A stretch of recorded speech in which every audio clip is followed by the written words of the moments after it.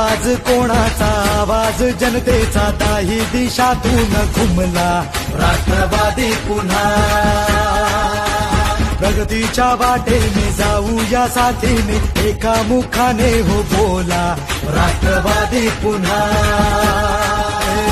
आवाज कोणाचा आवाज जनतेचा दाही दिशातून घुमला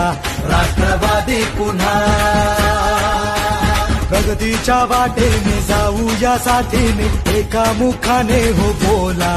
राष्ट्रवादी पुन्हा आता मग हटायचं नाही विचार काय करतोय समजदार राजा